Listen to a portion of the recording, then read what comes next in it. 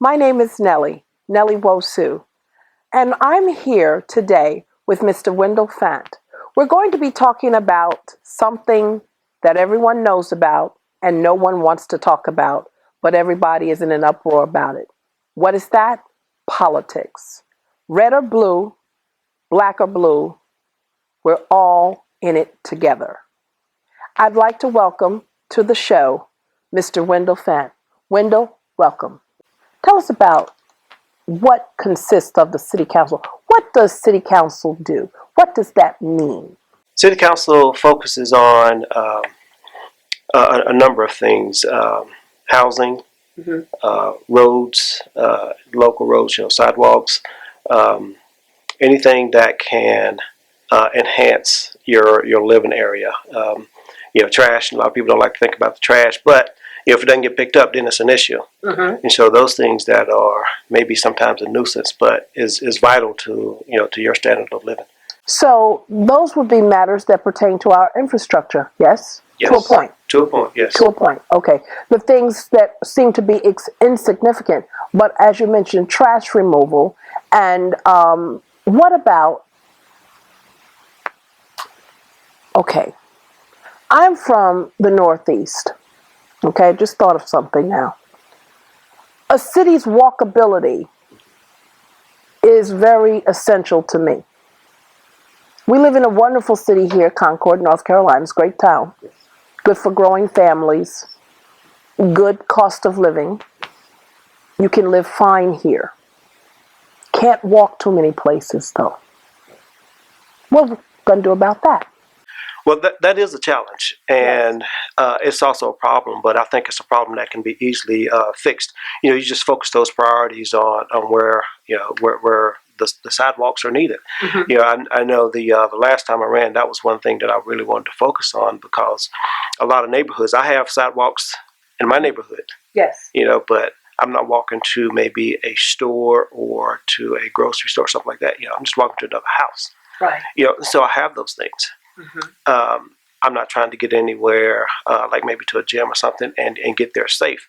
Yes. And so sidewalks are very important. Yes. And I would have to make that a priority, to make sure that people have an adequate way to get to where they're trying to go. Kids going to a gym and not having to be on the road, with their bikes. That's right. Or even just walking or dribbling the ball down the street. You want to make sure that they get there and they get there safe. It is essential, and it's also good for our overall health to be able to walk. That's very, very essential for the youth as well as the older population in the community.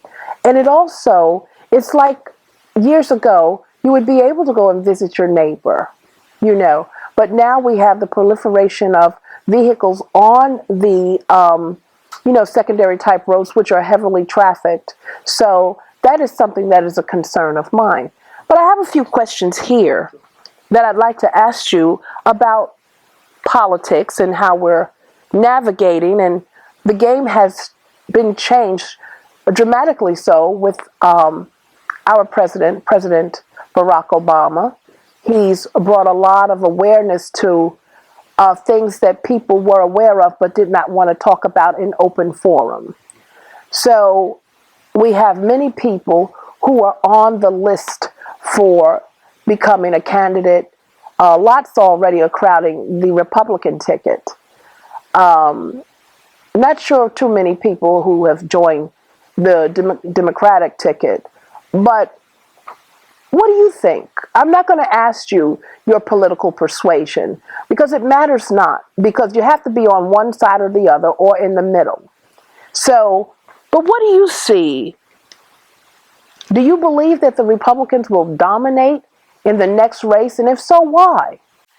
Well, on a national level, I don't see it. And probably a major reason why is the voter ID. They want to be all inclusive, but that's going to impact the lower economic side of the voting population, which is very unfortunate. If you want inclusion, that seems to be a tax on individuals. And I would say that to those individuals, don't wait 3 weeks before it's time to vote to go get it.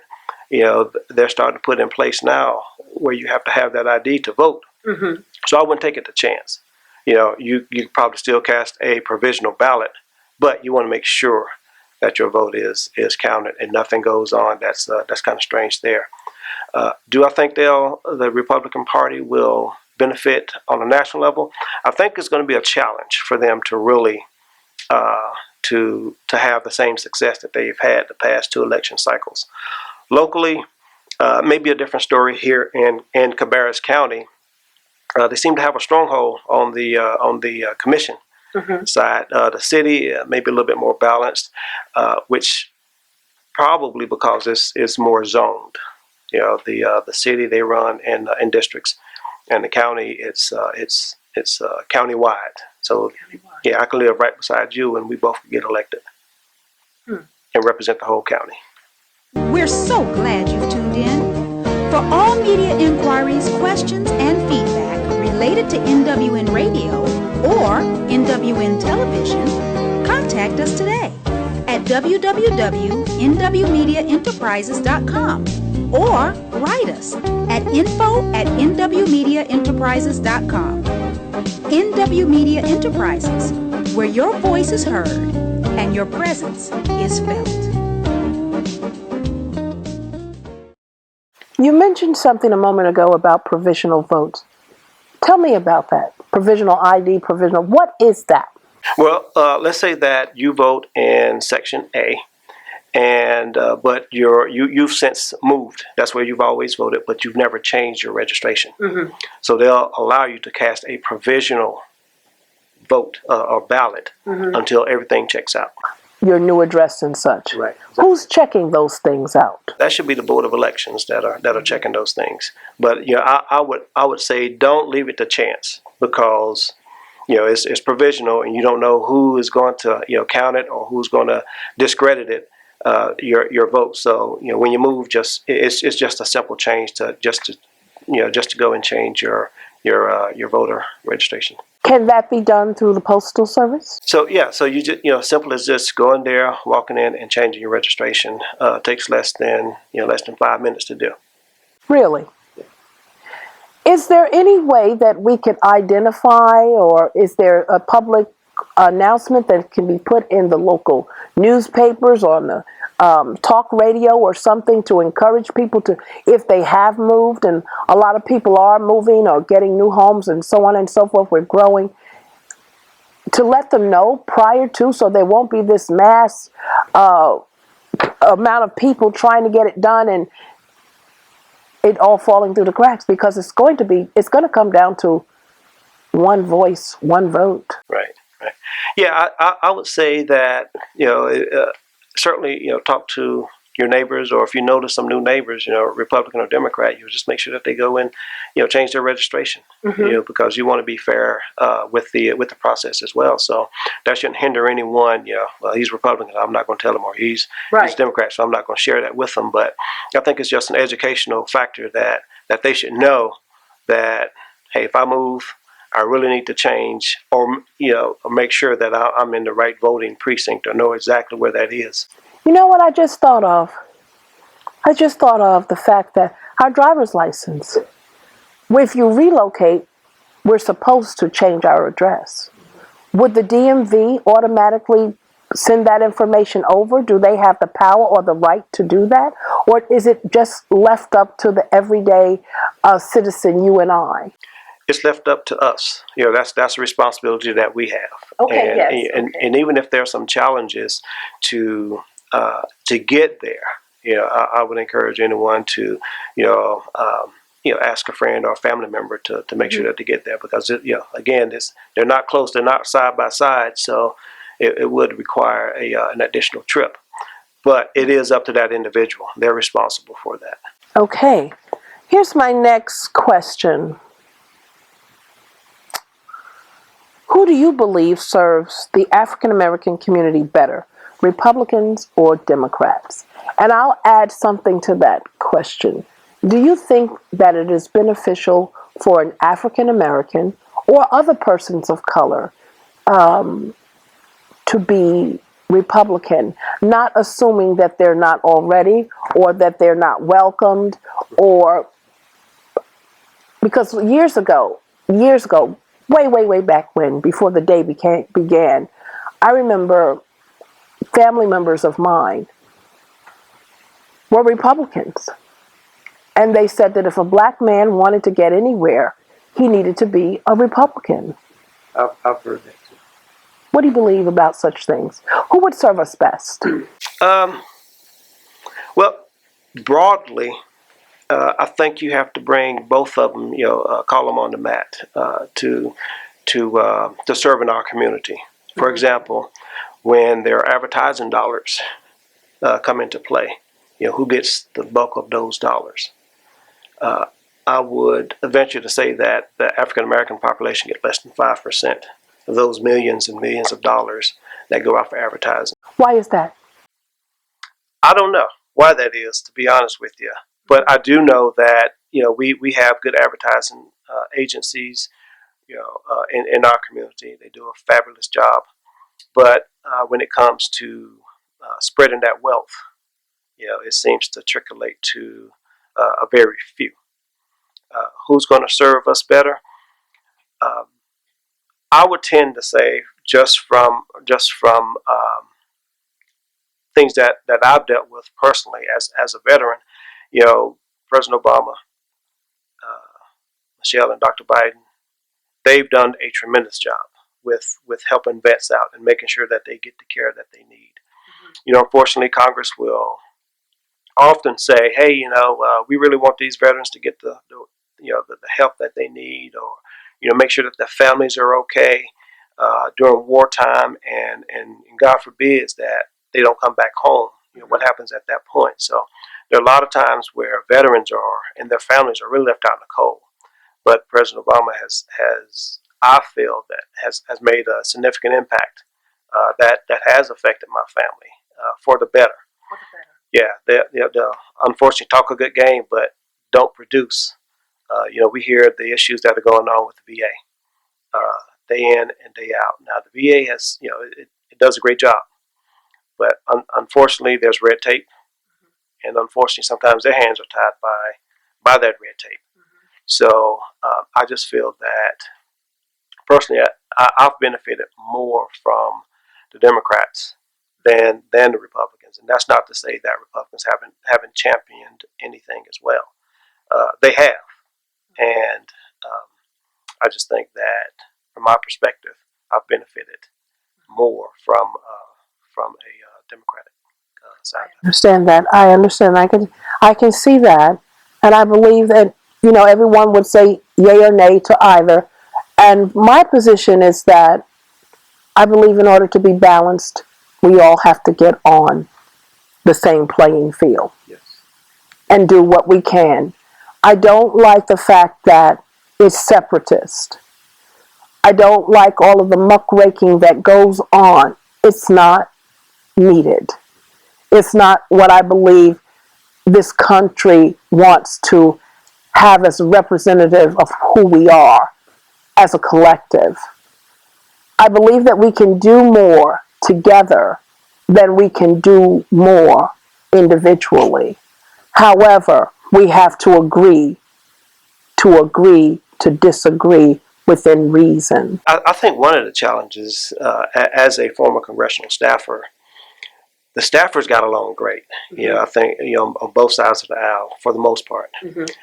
You'll see it locally more so than you would on the national level. I just think that there's a relationship component that's missing. Because if I'm a Republican and you're a Democrat and we're friends, we could have a conversation. But if I don't know you, there's no relationship there.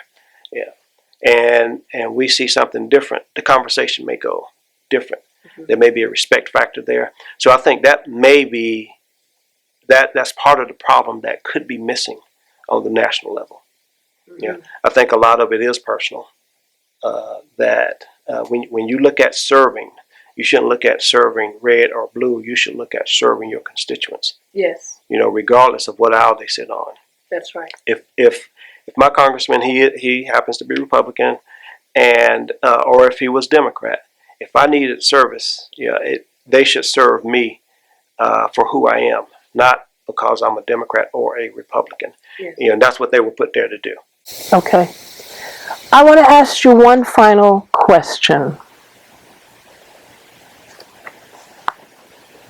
How do finances play in the overall scheme of what does go through and what does not go through from a local, a national, and a private concern, meaning our own personal households?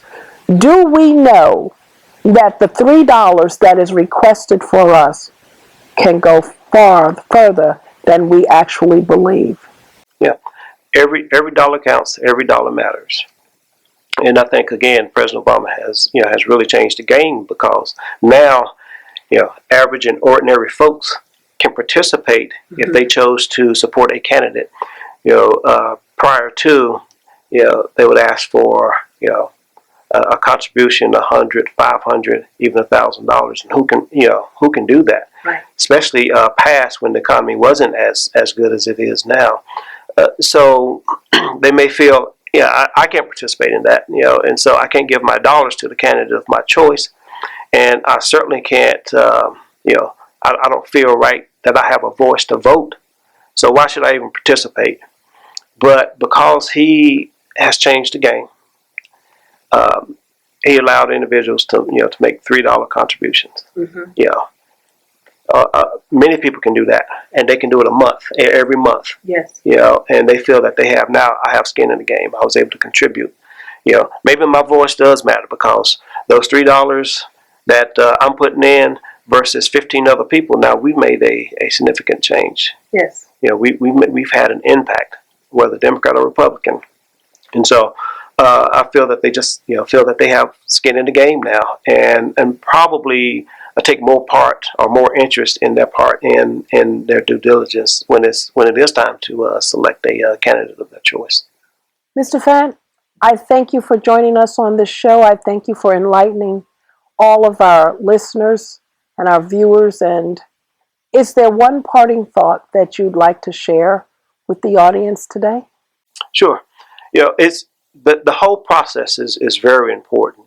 And when we feel that our vote doesn't count, well, we've destroyed what the forefathers really had in mind for us. Your vote does count. It does matter. Your dollars count. They matter as well. And so I would encourage everyone to really really take their time to get to learn those candidates. And probably most important, because you hear of everyone other than the judges. Those are the most important ones that we can put into office. What values do they hold? Mm-hmm. We don't know, because they don't campaign like a regular Candidate. Yeah. Yes. They certainly don't. And so just do your due diligence. Mm-hmm. Educate them, and you certainly have the right to ask them questions. You certainly have a right to find out where they stand, because this is the individual that's going to be serving you. Yeah. And whether you vote or don't vote, however they vote is going to affect you some way, somehow. Absolutely. On the local and the national level.